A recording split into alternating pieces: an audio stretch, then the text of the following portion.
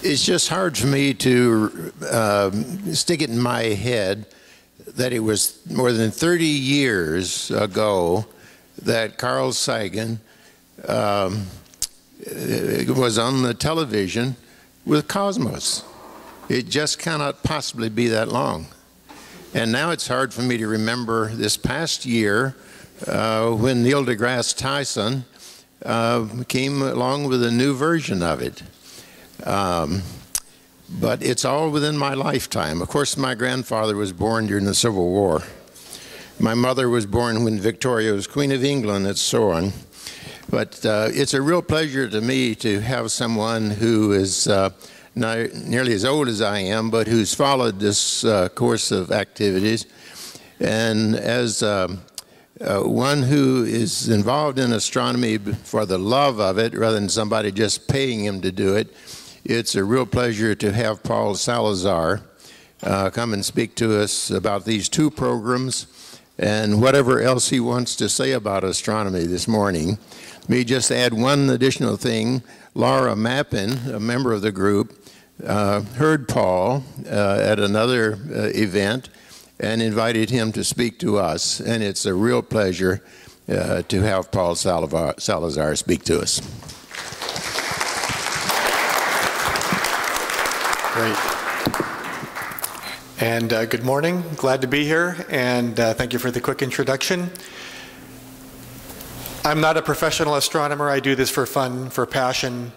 Actually, I consider astronomy is just a continuation or an extension of a quest that I think everyone in this room must, at some level, if you're sitting in this room right now at this moment, must care about, which is the desire, the wish to somehow understand everything. Cosmos, if you will, which speaks to me very, very deeply and very personally. And I consider it a real wonderful opportunity to be here today to speak to all of you, because I just assume, flat out, straight away, based upon the manifesto, based upon this organization and why you're here, that you will just care. That you do already. That you've been exploring this subject for some time, for a long time, for a lifetime perhaps, and I'm here to contribute a few small thoughts and ideas of my own experience in that journey and put it in a context. So the context today is astronomy, and the show itself, the two versions of a show called Cosmos, which I think provide a nice foundation for me to speak for a few minutes, for us to converse together, for there to be questions and discussion that follow. I would have said questions and answers, but I don't think there are too many answers available on this topic today. I think there's only more questions, and that's fine.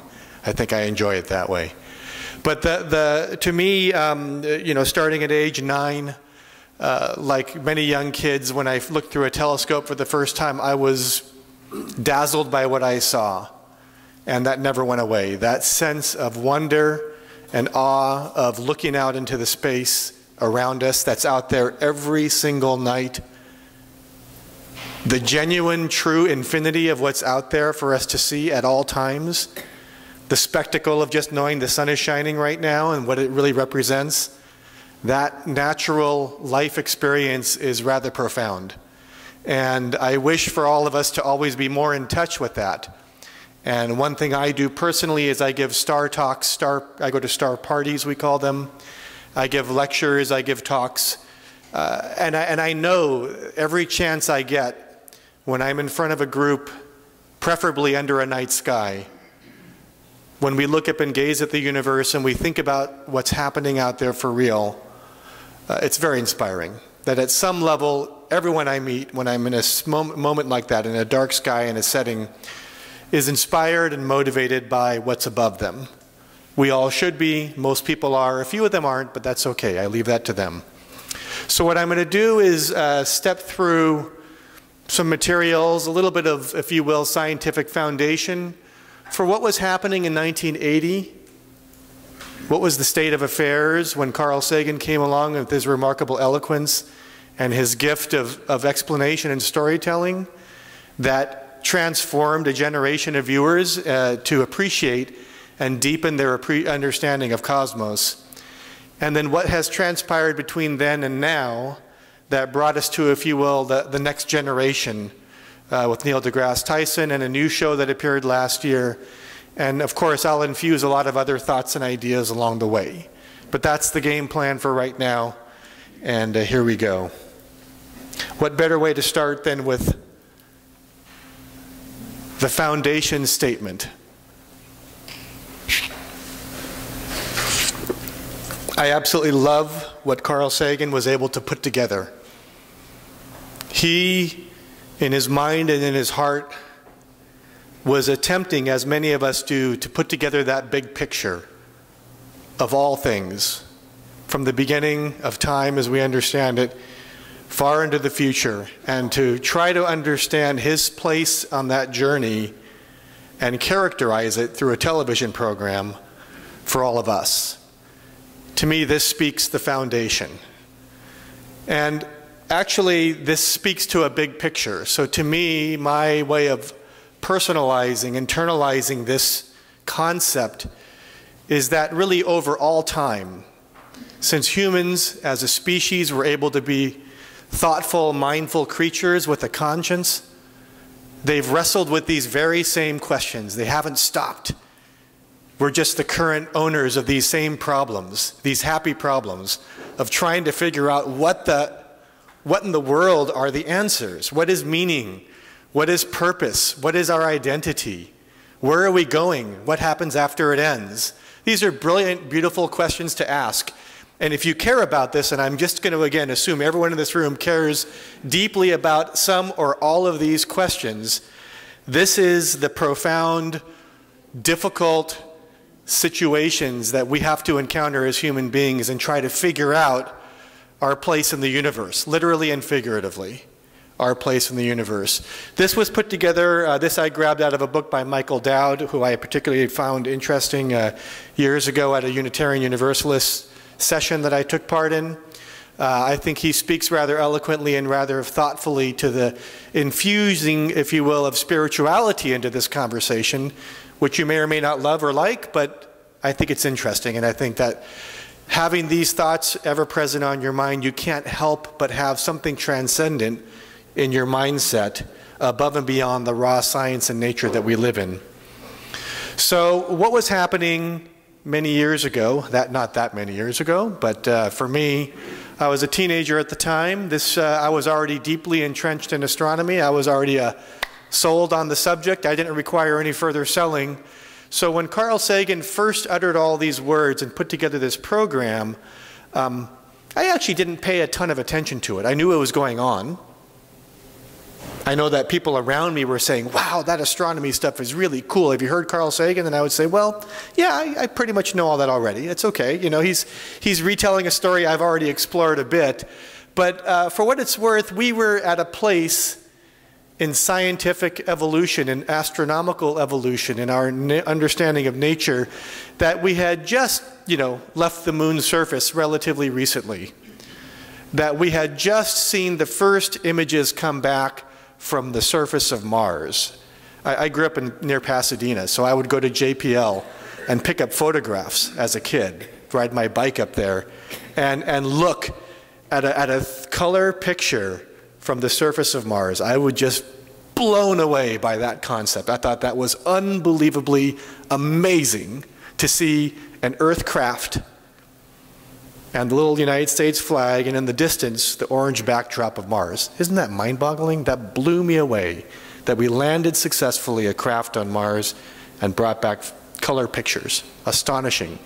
And then a few years later, here were spacecraft flying by Jupiter and then by Saturn, bringing back extraordinary pictures. Pioneer did well in the early 70s. Voyager did considerably better by the end of the 70s. And we had robust, deep knowledge of planets. We were starting to now get in touch with and touch the planets and see them up close. What a brilliant thing we could do. That was great. And the space shuttle was still being developed, but we already were out there grabbing information, expanding our knowledge and our understanding of the environment in which we operate. things like the Kuiper belt were not yet fully understood, and we really didn't have much experience seeing any objects in there. So that represents the area just outside of the orbit of the major planets, where Pluto resides and Eris and other planets. So we were just getting out there. Exoplanets were a concept. It was clear there could be, there ought to be, but we had no firm evidence yet. That was yet to come. The biggest telescope was 31 years old, was the 200-inch up on Mount Palomar. You know, amazing. There was actually one bigger one, but it didn't work very well, so I'm not going to go there. But Mount Palomar was, you know, that was our best view. So we weren't getting new data. We weren't getting new information above and beyond what we got in 1949 compared to 1980. You know, gravitational lensing was a theory, but not yet observed. So there were a lot of good concepts. We were thinking deeply about our place in the universe. We had a long way to go. Particle physics, I'm not an expert at that. I don't pretend to be, but you know, there was really good understanding of subatomic particles, but there was only, as always is the case, every time we find something interesting, guess what? There's something even better to go find beyond that, isn't there? That seems to be the case, certainly when you look at particle physics, is that, you know, Higgs boson was a theory, was a concept, was an idea, years away from being discovered. And in the world of cosmology, in the world of trying to comprehend and understand what we cannot see or may never ever see, truly at the perimeter, at the borders, if you will, of our capacity to understand reality, you know, black holes, we had a theory, we had concepts, we didn't have a lot of evidence. We didn't have a lot of you know, the Big Bang, certainly we had a lot of ideas unfolding, but you know, as with anything that's in the realm of cosmology, we don't have the capacity to go back and check. We can only look at the evidence as it is today and make assumptions about that. We had inflation, not yet as a concept. Written on papers, discussed among a few astrophysicists or cosmologists, but not yet understood widely. Stephen Hawking was yet to publish a book that would turn all that into common language and bring forth those concepts to every man. So there was a lot of information that we had, a lot of things that were theorized, and then along came a television program with Carl Sagan as, if you will, a guide, a presenter and an explainer, what he was really, really great at doing. Presenting and explaining and providing passion and care and interest, which I appreciate, that he could have the capacity to ride that fine line between being a boring scientist and being a little over the top as an entertainer. He somehow managed to bridge that really well. But what was driving that call, that show? What was driving his doing that program? You know, he's trying to tell a story about everything. From the first grasp of anything we could ever call time to the present and into the future. Why do you bother to make a 13-part TV program about that? What are you going to accomplish? When it's all done and the episodes have all aired, have you changed the world? Have you done something beneficial for all of us, for humankind, right? Has he increased the consciousness of something? Well, I would hope that there was a purpose. There was purposefully done, but you can't cover everything all at once without some areas of focus. So what I discern, what I pick up from that program were a couple of areas that were particularly, I would call them core. Things that really were at the base of the story. In attempting to reveal our place in the universe, he started with knowledge, with Alexandria, and the raw depth of information that was in that one place. His spectacle, if you will, of how much information could just be gathered for the pure sake of gathering information and cataloging it, putting it into a library. That alone was so appealing to Carl Sagan, and I think for everyone in this room, it's a very appealing, beautiful concept that there was enough rational, level-headed, smart people that cared and cared enough to gather and organize raw knowledge for the sake of having it. that there was this depth and breadth of what humanity had created to that point in time that was stored in a place. To me, to what Carl Sagan did, to quite frankly what Neil deGrasse Tyson did last year, that is, you have to love that. You have to be driven and moved by our extreme potential and our extreme creation, our creative process as humans to build such knowledge, such reservoirs of information. And then to use science and scientific methods to further that, to use evidence-based learning and discovery to validate ideas and to further our common knowledge. And then to put them in public places where we can share and exchange that and have that information and dialogue so that we can grow as a community, as a global, true human community. So that to me is woven throughout that previous show and throughout the last year's show of Cosmos, was this sense of love of knowledge and information and a desire to really treasure it and build upon it and utilize scientific methods for doing that. What also came through, and I think this is a natural evolution of looking at the big picture, and I'm confident is true of this group here, is a desire to take action. You look at this information not as dry, boring information, but as inspiring information that guides us and reminds us and shares with us our influence, our impact as a people in our own environment, in the world around us. So I looked upon Carl Sagan clearly, absolutely, by the time you get to the last chapter of that program, as making an impassioned plea for humanity to not create a nuclear winter and to not make greenhouse gases so bad that we cannot live and survive on this planet. You know, 35 years ago, those were just, you know, out there as top topics. It hasn't changed much in some ways, has it? And then I think what Carl Sagan did quite well and what Neil deGrasse Tyson carried on and what I certainly love is the exploration and search and the awe and wonder of considering extraterrestrial intelligence, or answering that fundamental question, are we alone in the universe? That comes through in numerous ways in these programs, and every time I give a star talk on a mountainside somewhere, it comes up again and again and again. It's a natural human thing to wish and wonder, can we ever identify, could we ever discover, will we ever be able to go out there and touch some other form of intelligence, or are we it? Beautiful question to be asking.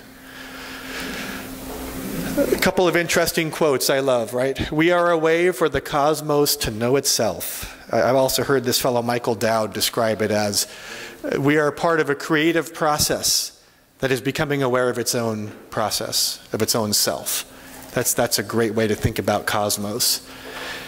True in 1980, true in 2015. We live in one of the most perilous and most hopeful times, don't we? We have the capacity to destroy everything we know and love and regard as precious in a heartbeat, and we have the capacity to change the course of human history if we choose. And this speaks to me in a more personal way, and I trust it will to most of you. We long to be connected to our origins, so we create rituals. Science also has its rituals. Its only sacred truth is that there is no sacred truth. Nothing comes from authority and all assumptions are challenged. No matter how fond we are of it, what is inconsistent with the facts must be discarded. It's the best tool we have. Okay, we're all good? Okay. Chapter 2, 2014, let's flash forward to the present, or at least last year's present, when they made the next round of the TV program.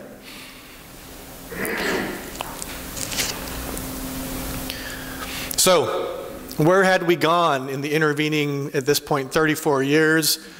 Voyager continued on, Voyager 2 at least, and captured images of Uranus and Neptune, so we had now all four of the gas giants somewhat studied. But then we went back. There's been numerous landings on Mars, obviously, over the last many, many years, including last year's beautiful CuriOdyssey rover, The Indian nation has now sent an observer around there. We have other probes from Europe. So Mars is pretty well getting teased apart, getting well evaluated and explored. Jupiter with Galileo, the spacecraft, there's one on the way called Juno that will be there soon. Saturn with the Cassini spacecraft and the Huygens probe that landed there. And of course, the inner planets have been well mapped. We've studied asteroids very carefully. We have a mission, first of its kind, that went to Vesta, orbited, and then continued on to Ceres. It's almost at Ceres now, we'll orbit there. That's a first for a Earth-based spacecraft to venture out and not just go to one destination, but two. That's kind of cool in its own special way. And asteroids are important to know because asteroids, comets, and the sun, this last little section here, they're all out to kill us in a way, right? The universe is out to kill us if you think of it that way sometimes. Some of the best ways you could happen is through an asteroid strike or a comet. Those are really evil, by the way. And there's a beautiful one in the morning sky, in the evening sky right now, too. I'll tell you about that later. And the sun. We have spacecraft angled at different positions so we can see things happening on, if you will, the backside of the sun. We can know about releases of gamma rays well before they get to Earth. We're doing a lot of good science. We collectively, as not just a country, but worldwide, there are different places where we're gathering information on a continuous basis.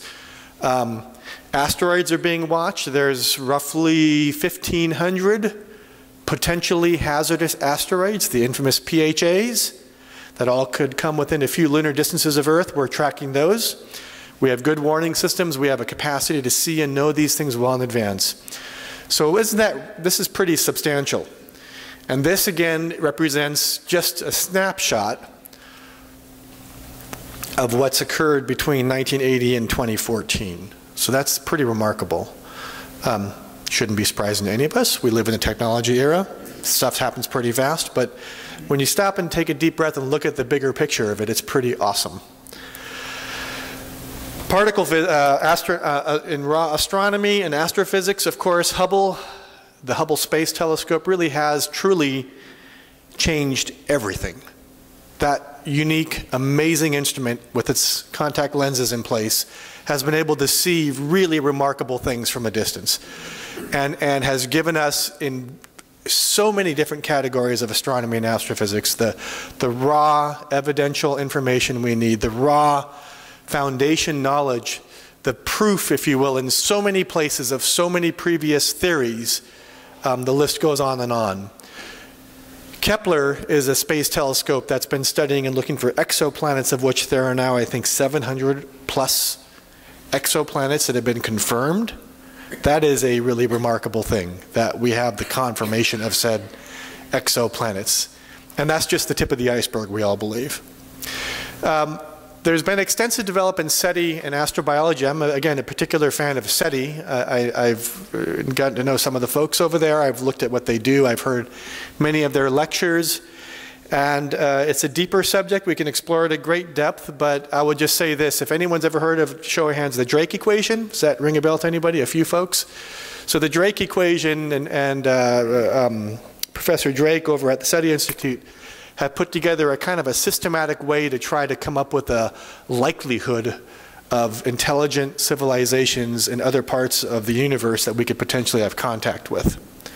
And what's happened in the last 3 decades or so with the evolution of the SETI Institute and other similar organizations has been a remarkable depth into drilling into the various factors. It's a long equation made up of multiple factors. And the way that they've teased that apart and turned that into a study is to take each of those and try to put some rigor behind this computation. So I love that idea. I love the idea of taking a very abstract, high-level concept from over 50 years ago that Professor Drake put together and now transform it into areas of study with scientific knowledge. But particularly the one cool thing I think it's emerged as a whole field of study, what wasn't even a term back in the 80s, is the term astrobiology, the notion of evaluating and considering biology outside of where we live right now, and to consider ways in which biology could and is emerging potentially on other worlds. I think that's a brilliant, beautiful study. I'm glad we have it. I'm all in favor of the SETI Institute and all the kind of work they do, not because I care about little green men, but because I care about science and the ways in which they're taking science and putting it to work. And then there's the expansive growth I would characterize of macro structures. The cosmic microwave background radiation. There's so many different things to me that are foundation knowledge. So let me just do a quick aside.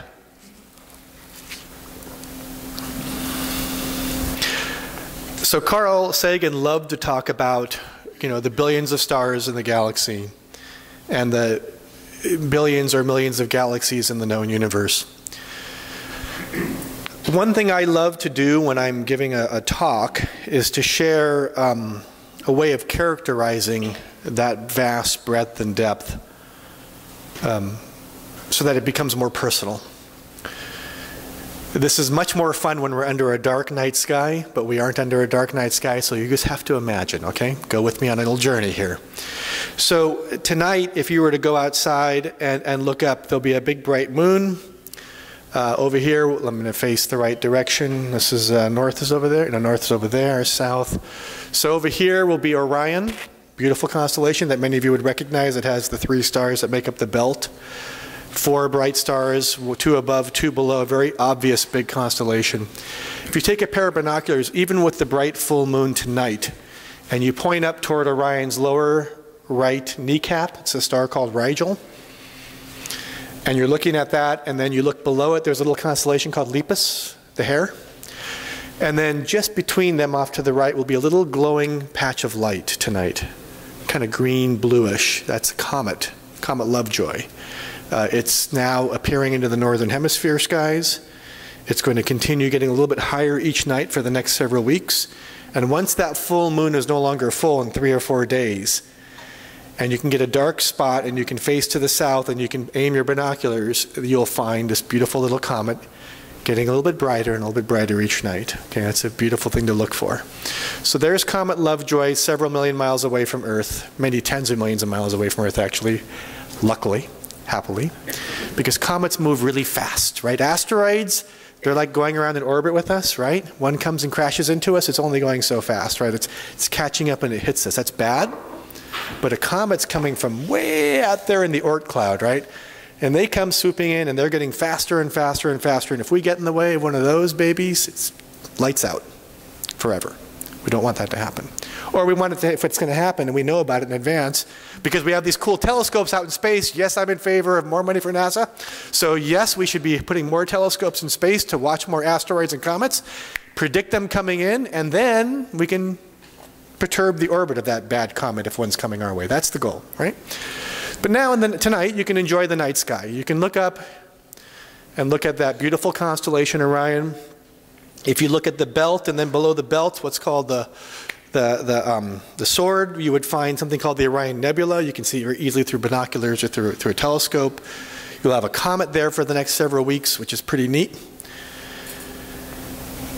When we're looking up at those stars and at that little comet, at that nebula, the Orion Nebula, in fact, on any given clear night, whether you're in the mountains and you can see the Milky Way galaxy and the beautiful band of the Milky Way, or whether you're in the city and you can see fewer stars but they're out there still, everything you're seeing is in the Milky Way galaxy, with 1 or 2 rare exceptions. Virtually every speck you're going to see in the sky with the naked eye, not with binoculars or a telescope, is in our own galaxy. Our sun is one of those stars. And the light from the sun takes 8 minutes to get to us, which I remind people, therefore, it's 8 light minutes away. Jupiter is about 40 light minutes away. So there's this beautiful moment when I'm out with people with telescopes and we're looking up at the sky and one of them is trained on Jupiter or Saturn, that I'll remind people of the following beautiful reality.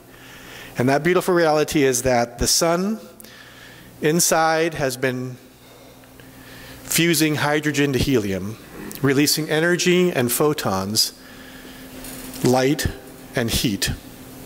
which takes, in some cases, literally millions of years to work its way from the center of the sun out to the photosphere, to the surface.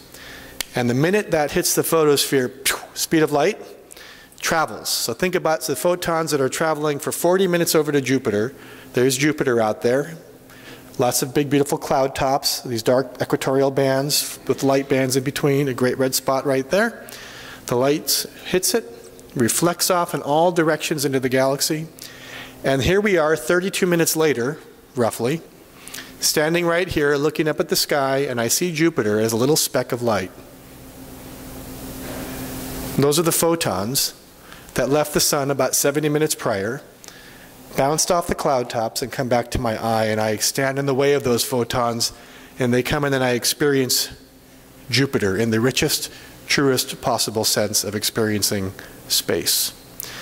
And when I point a telescope up at Jupiter, which has a big mirror in the back, it gathers hundreds or even thousands of times more light on that surface, and then reflects that light into a little narrow focus, little point, that bounces off a little tiny mirror into a lens that I can then adjust, and I can get a beautiful, pristine visual of a circular ball with little dark stripes across it, little moons around it. That too is a real rich live image of Jupiter, 40 or 30 light minutes away. When the light of the sun has traveled for about 1 day, it's just about beyond the reach of the solar system, of the sun's own capacity to have any influence. So it's out where Voyager 1 is right now, past what's called the heliopause, truly into interstellar space. When that light travels for 365 days, that's a light year. 4 light years is the nearest star. Tonight, when you go out, if you look up at the sky, big bright star that will rise shortly after sunset is Sirius, the brightest star in the entire night sky, 8 light years away. You look up at Rigel, the blue star on the lower right of Orion, and Betelgeuse, the bright red star at the upper left of Orion, and those are on the order of 500 to 800 light years away. You look up in the other direction over in the west toward the summer triangle that's now fading, and there's a bright blue star called Deneb that's closer to 2,000 light years away. You take that star Deneb, very bright, very distant, these relatively closer stars, Rigel and Betelgeuse, very close star, Sirius, that's our stellar neighborhood. That represents our section of the Milky Way. So now think about that bright star over there, Deneb. Think of a 2,000 light year circle. About that big, I'll make it now. And take that times 15. So from here, kind of the back by that post over there, okay? That would be the edge of that would be the center of our Milky Way over there. The big bright ball of stars that represents the center of the Milky Way galaxy, be about there. And this is our neighborhood out here. And if I turn around and look in the rear view mirror, back about 10 more of these is the edge, if you will, of our galaxy. So between that middle ball, which always has the requisite black hole at the middle, and the spiral arms, there's one that comes out there. There's another one right about there. There's a third one right here with something called the Orion Spur. We are here. And there's one behind us right here with the Pegasus. Pegasus or Perseus? Perseus one behind us. That's our galaxy. That's our home in the universe. Our local home. Because of course, if you point, let me get the orientation right, over there to the north and to the west tonight, and you look very far, there will be that one speck I referred to earlier, the one exception to the rule, which is an object you can see with your own eyes that is not in our own Milky Way because it's another galaxy. That's the Andromeda galaxy, which is, well, on the scale of the post to me to here, if we consider that, that's 50,000 light years from there behind me, 100,000 to the other side, so it's 100,000 light years around. Take that times 22, so not quite over to town and country, but in that direction, okay? That's where Andromeda is. And it's a little bit bigger than we are, so it's out there like this. and it's facing more at an angle toward us. It's not flat and it's not sideways, it's kind of an angle. We get this amazing view of another galaxy. The next biggest galaxy in our local group. So they're number one, we're number two, not a bad place to be. And we have other medium and smaller sized galaxies. We even have some dwarf galaxies around us. This is our neighborhood.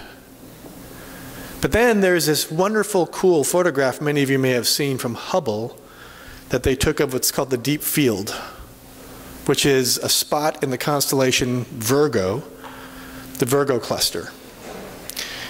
The Virgo cluster, if you took a straw, drinking straw, 10 feet long, and you aimed it up at Virgo, that little tiny patch of sky, when magnified, has hundreds and hundreds of galaxies in it. It's a beautiful sight. And we're now looking at that Virgo cluster and our local group and a bunch of other galaxy clusters around. That forms the Virgo supercluster. So back in 1980, that's about what Carl Sagan knew.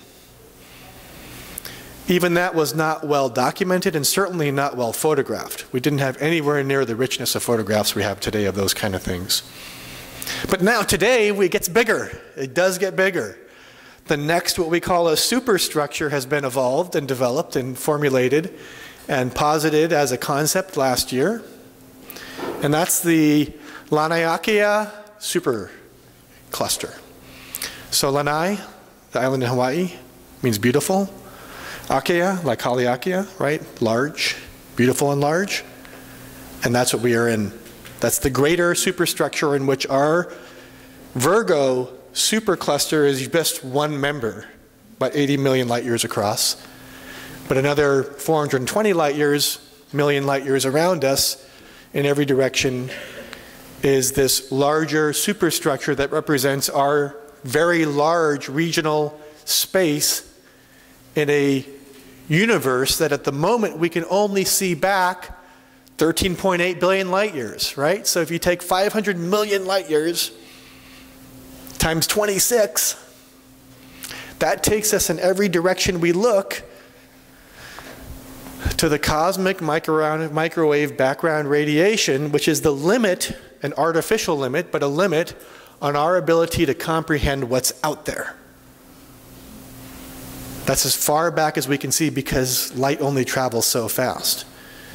And our current ability to resolve the edge of the universe is based upon the fact that light that we see is representative of the light that just emerged after the Big Bang and just as the first stars were forming, hundreds of thousands of years after the Big Bang. And in a couple of years, if all goes according to plan, and government funding stays up, so vote for that NASA funding, keep it going, we need more telescopes out in space, and if the James Webb telescope gets out into space, guess what? It's going to have the ability to resolve with detail objects that are 13.7 billion light years away, which is a really exciting moment if you think about it, because we will now have reached the point as a species to see to our point of origin with focus and with clarity. That is awesome. That is where we are today. Isn't that great? That is where we're going as well. And the good news is that by looking out that far, it just extends our range of knowledge by pushing out the frontier a little further, but by no means does it close the door to further exploration, right? It only opens the door to harder questions. So what other kind of questions are out there right now? Like in particle physics, we've had extensive developments with CERN, with the Higgs boson, with discovering these particles that are the foundation of that next generation of understanding. You see, there's this beautiful thing in astronomy that I love in science right now. The frontier is dark matter and dark energy. Some of you, most of you heard those terms, right? So let's just have a little fun with this for a second. So what I think is really, really pretty awesome is in 1781, William Herschel discovered Uranus, the planet. So the first time a planet was discovered above and beyond the ones we could see. Because up to that point, everything else, all the other planets are visible to the naked eye. They've been observed for thousands of years and tracked, and people tried to figure out orbits and all that cool stuff. But here we are, Galileo 1609 is discovering stuff with the telescope. So 100 and, we do the math on that, 72 years later, telescopes find a new planet. And science has evolved to the point where we're able to document and track with a reasonable level of accuracy where these things are moving. So now they're tracking the orbit of Uranus, which takes about 80 years. And as they're watching Uranus move in its orbit, they see perturbations, they see anomalies that don't make any sense. Because by then we had Kepler, we had Newton, we had pretty good understanding of orbits and orbital mechanics. And we could observe, we collectively, the scientists of that era, observed that things were not right in the universe with Uranus from time to time. That there was a dark energy, a mystical dark force out there somewhere that was causing it to slow down and speed up at weird times. Why would that be?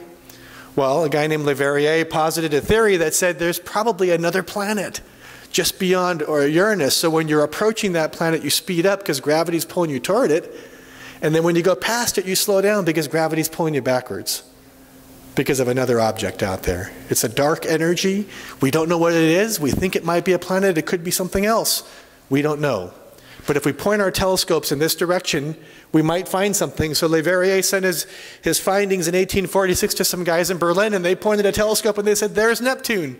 Woohoo! New discovery, right? Isn't that great? That's a beautiful moment, right? That is what's happening right now. Because we have evidence, we have measurements, we have verification of the expansion, the acceleration of the universe's expansion because of this thing called dark energy. We don't have a name for it, but it's a force. And there's another thing called dark matter, or as Neil deGrasse Tyson calls it, dark gravity. Because we have this other gravitational force that's holding things together. And we don't know what that is either, but we're on the cusp. And with the Higgs boson and other cool discoveries right now, we're getting so close to identifying net new types of material that we only have now begun to figure out. And in the world of cosmology, we have inflation, you know, Andre Linde over at Stanford getting a lot of credit and excitement around that last year. The dark energy and dark matter search continues. Everyone wants that unified theory. It isn't there yet, but we're close.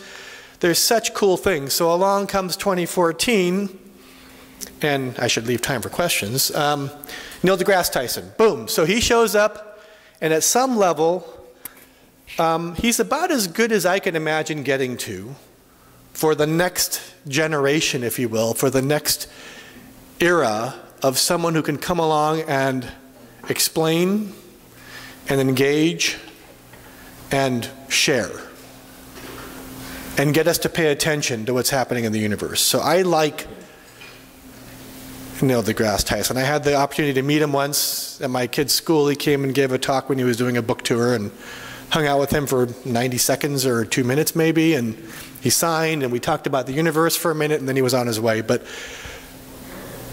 he's figured this out. He has got and put together that huge, unexplainable, extraordinarily complex concept of cosmos, and I once again, in the course of 13 shows, attempted to build something that we could be engaged with and pay attention to. And personally, I thought it was a little too Fox and a little too channel, you know, dumbed down at certain parts. I don't like animations, that's just me, but you know, there it was. I hope it served a lot of people really a lot of good.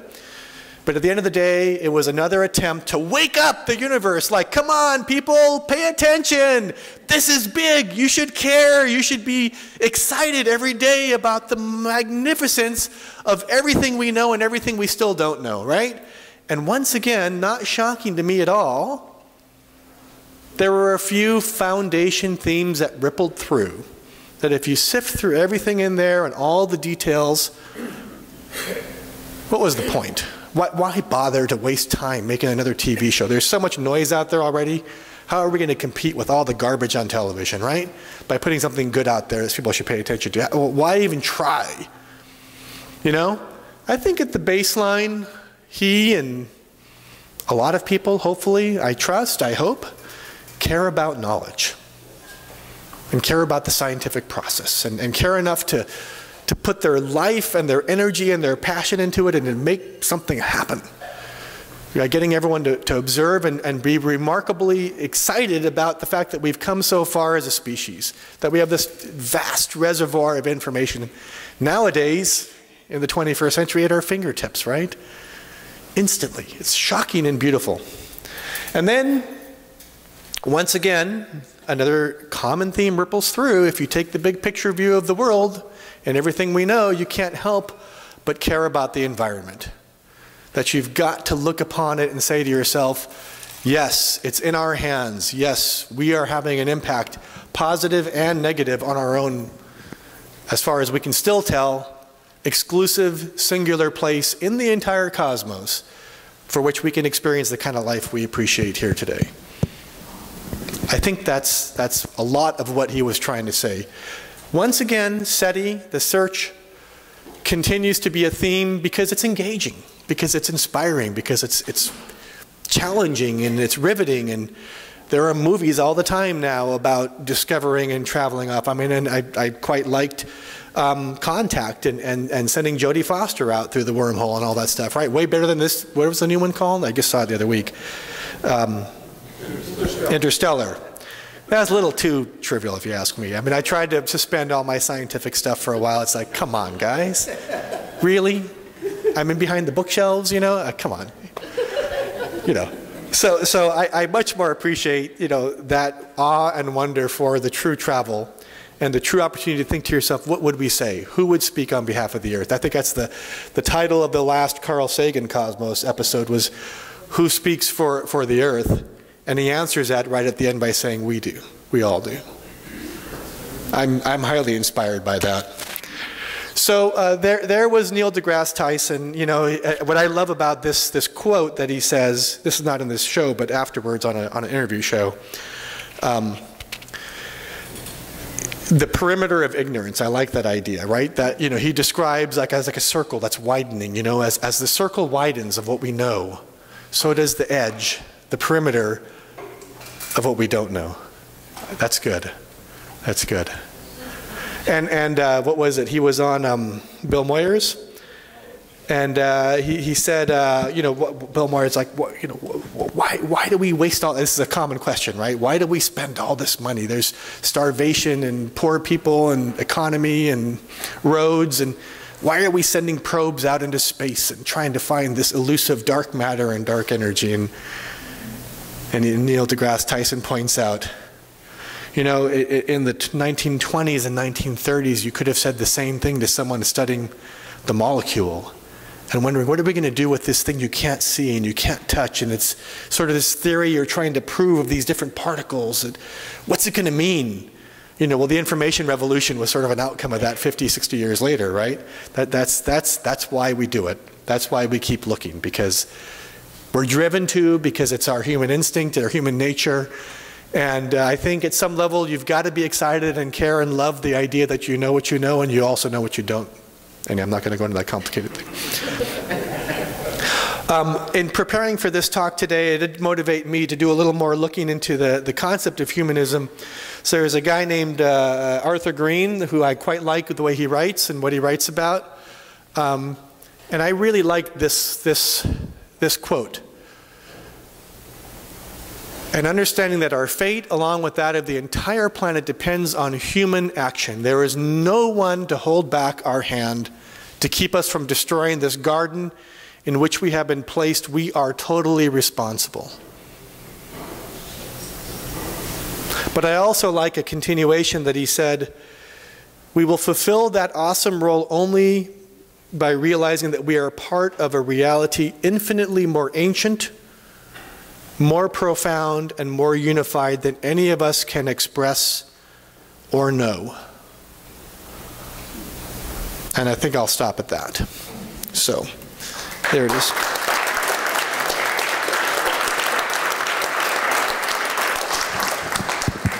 So I have the microphone here. I'll try and be fair and go around if you can wait for it. And 1, 2, 3. So we can all hear you. Thank you. 2 quick questions. I think I heard you say that we landed a probe on Saturn. I don't know if I misunderstood or if you misspoke, but Could you clarify that? Saturn's moon, the Huygens probe was dropped into Titan. Thank you. And crash landed on Titan and studied the atmosphere on the way down. Thank you. Which, by the way, the reason why you do Titan or you go to Enceladus or any of these other moons is always because NASA follows the water or the liquid of any kind, because that's more interesting, because there could be life. And that's why you go to Titan. Titan's one of those cool spots in the solar system that we're exploring more closely. Thank you. The other question is, do you have any information about probes being sent to the Lagrange point, which is equal gravity between Earth and Sun, to observe the Earth and effects of global warming? I believe there already are probes there. I'm not precise on that. I can't give you a precise. Maybe if somebody else even knows much more than I do, but I think that's not yet. I mean, I think that's already been done. In other words, it's a very convenient gravitational point to put stuff. If you want to, there are certain things like Kepler you don't want to have too close to Earth because we reflect too much light and stuff like that. We get in the way of certain parts of the sky. So I believe there are already craft at the Lagrange points and other points in our orbit, looking back on Earth as well as looking around the solar system. Hi. I just want to let you and everybody know that in 1 hour or 1 day and 15 hours from now, SpaceX is going to be launching their next spacecraft, and it's sort of like a milestone in human evolution, because they're going to land the first stage on a barge and bring the thing back for reuse. And so if you feel like staying up to 2 and 3 in the morning on Monday night and watching that live like I am, it's just going to dramatically lower the cost of getting to space, because as you know, up until now, when you launch a spacecraft, it falls into the ocean, and they got the price down to $100 million of spacecraft that they waste each time. 70% of that spacecraft is coming back for reuse. It's going to cut the cost of going to space by a factor of 3. And when they make the thing fully reusable, it's going to cut the cost by a factor of 100. So, less than 2 days away. I think it's a big deal, and in history we'll record it as a big deal, I think. It is, yeah. Just as the space shuttle, when it could land horizontally, if you will, like an airplane, was a pretty amazing leap forward technologically. Then to have a reusable spacecraft is going to be a pretty good step forward too. Hi, I have either an observation or a question or both, having to do with the difference between 1980 and 2014, and that has to do with the perspective of the extreme religious community. The extreme religious community's perspective about cosmos and the two different shows. And in 2014, of course, we have the internet, and personally I am monitoring all of that stuff, and there was huge reactions to Neil deGrasse Tyson's programs. I wasn't monitoring that stuff back in 1980, and I don't know if there was any reaction to it. I didn't hear of anything like that. But and one of the other aspects of Neil's presentation that I felt was that it was a slam against the extreme community and trying to keep people from learning this stuff, right? To taking away the education, and as a matter of fact, one of the missions of the Cosmos series is a platform for teachers to use in educating our young. So I don't know if you have any comments about this religious aspect of the presentation. Just a brief one that Michael Dowd refers to it as sort of a flat earth spirituality versus an evolutionary spirituality. If you look at any kind of religious practice or any kind of religious component of human experience, there are lots and lots of flat earth views. Flat earth meaning not literally flat earth, but those who hang on to a given structure and don't allow any modern influence into that structure, who are highly threatened by, I believe, and highly offended by the comments and characterizations of reality presented by a show like Cosmos. And I'm confident that there were plenty of folks in 1980 that were equally pissed off but didn't have the mouthpiece and the internet in which they could inflame the rest of the planet very suddenly, right? So I think it was all out there. It just was in small pockets. and now a small pocket can appear like a big pocket because of the amplification of Twitter and everything else out there. So I'm confident anytime anyone makes a comment about pure science and where it's taken us, I'm offending people right now, right?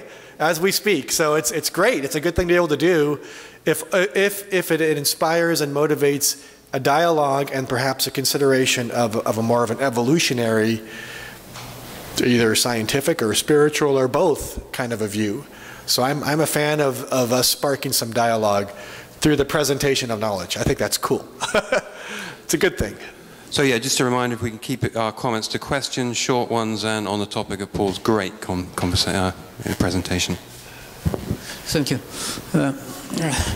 So unfortunately, I did not have a chance to show the cosmos of 1980 because I lived in the Soviet Union at that time. But of course, I knew Carl Sagan as a renowned astrophysicist. And later, when about 2000, I had a chance to read his book, The Pale New Dot, and other his writings.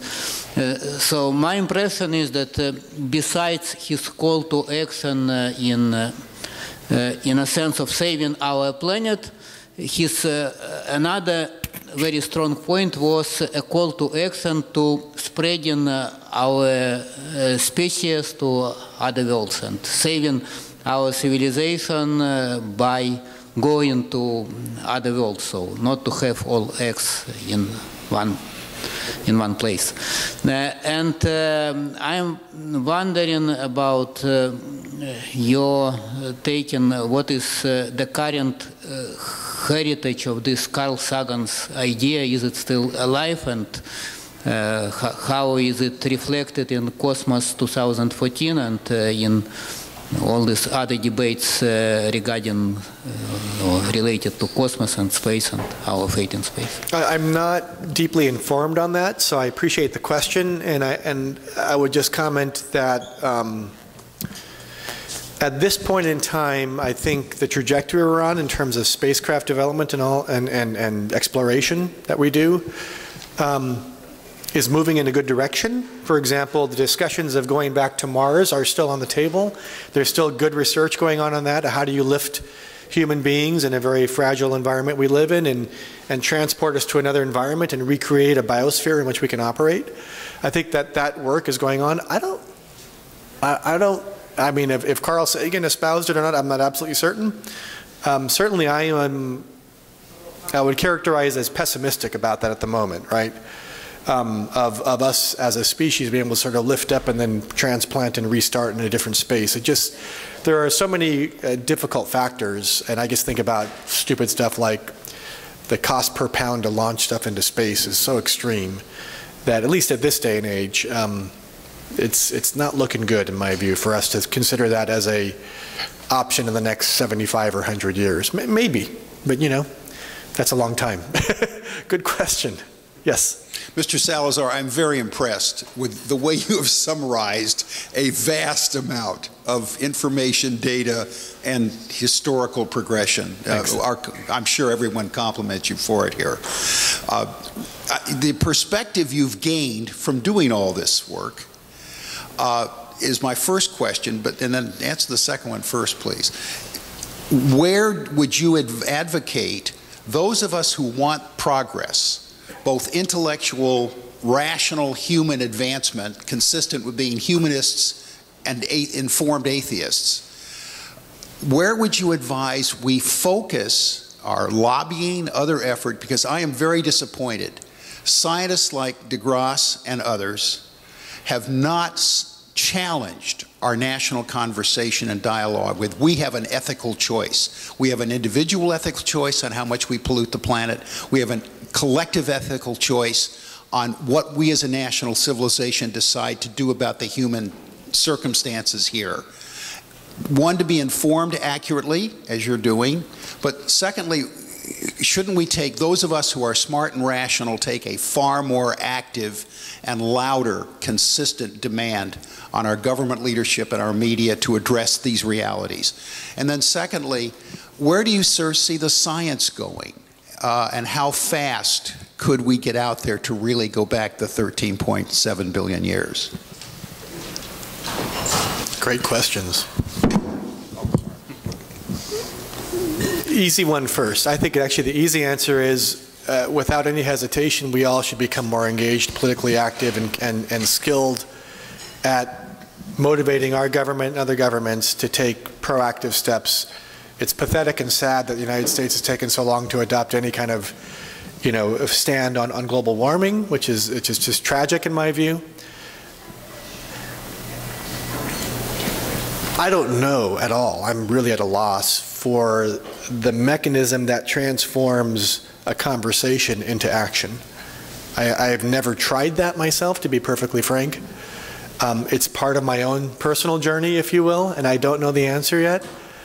I'm an observer and a student of this more than I am a participant, to be honest. I participate in my own special way, if you will, on a mountainside under the stars, but I haven't stepped into the realm of influencing and trying to change action in a course of action in a direct way. So I don't know that one. That's a really good question of how do you do that. Where will the science take us? That also, I mean, at all times I guess remind myself of the fact that before 1920, before there was a telescope on Mount Wilson, and with Hubble and other scientists staffing it, that we didn't even know there were other galaxies. We had no evidence of that yet, right? So what happens in 100 years is astonishing.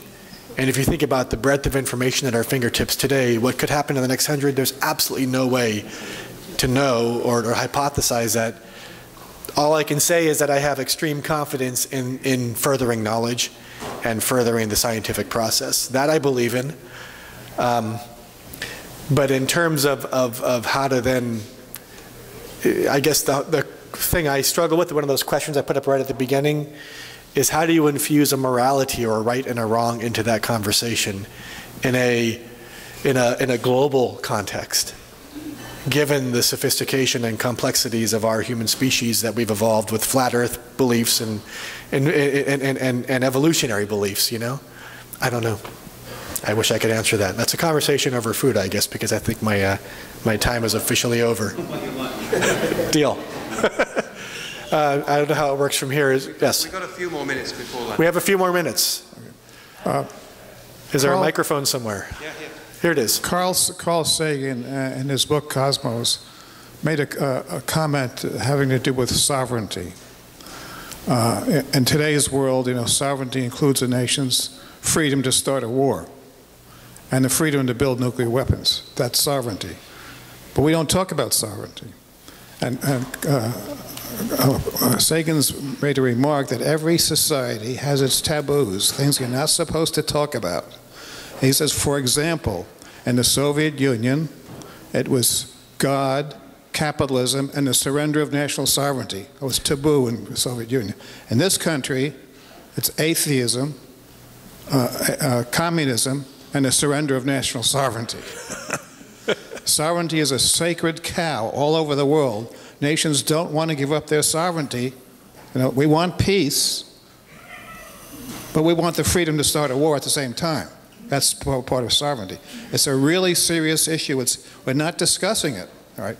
And by the way, I'm also interested in the cosmos and all that stuff too. I just love all that stuff. But I think really what's important, we need to include sovereignty and how to limit sovereignty in our public discussion.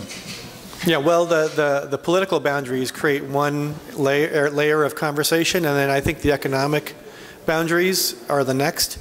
I mean, for better or for worse, as we're all aware, the reason why we went to the moon was it was part of the battle or part of the Cold War, wasn't it? It was actually a battle that we were fighting that was brilliant for science and brilliant for technology, but the driver and the fueling of it and the funding for it was driven by a whole other purpose, ironically.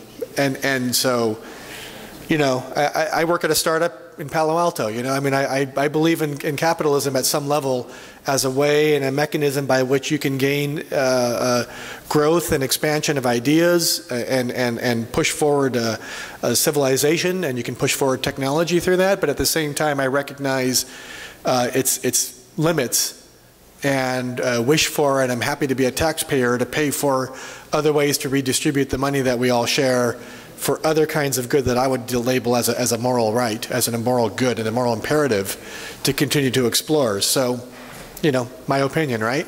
It's exceedingly difficult. I mean, I struggle with the commentary you get after a show like Cosmos, not just the religious concern that gets amplified, but also the fact that many people appropriately will say, look, you guys are way oversimplifying this. The world is way more complex. You can't just say we should all learn knowledge and science and study it and honor it and forget about everything else, right? You know, I struggle with that as well.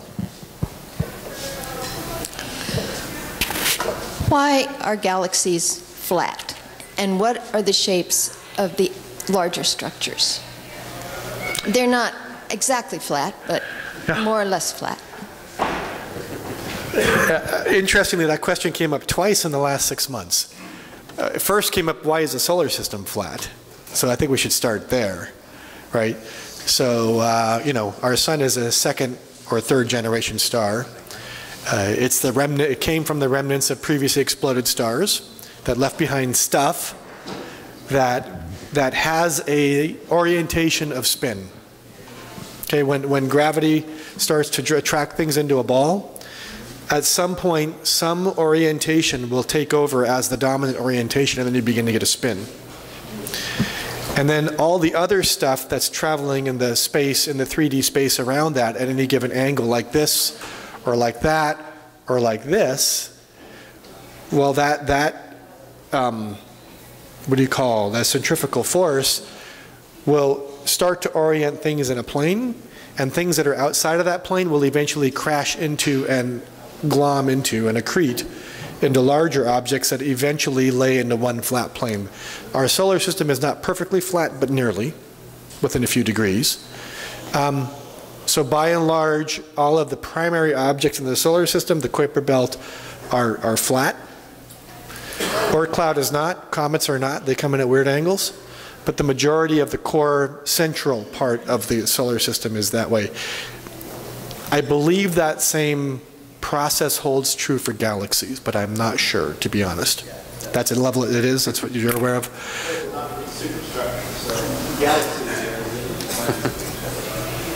Yeah, so the same pathway will lead galaxies to orient. What's not clear to us is that the superstructures beyond that, so a local group, for example, from the pictures I've seen and the 3D representations of that, they're all random angles. So interstellar space between galaxies doesn't seem to have an orientation that emerges, but certainly within a single galaxy, I love the fact that in our own galaxy, remember the analogy I did, right? The center of the galaxy, we're out here, 30,000 light years away. We take a trip around the center of the galaxy like this every 200 million years, okay? So given the age of the sun, we've only had 20 trips around the center of the galaxy. Isn't that cool? And that to me is just a beautiful little factoid to think about, you know, that yes, we're in motion. In fact, if you look we're going this way, Vega's in front of us and Sirius is behind us, and we're all moving together like this. Isn't that neat?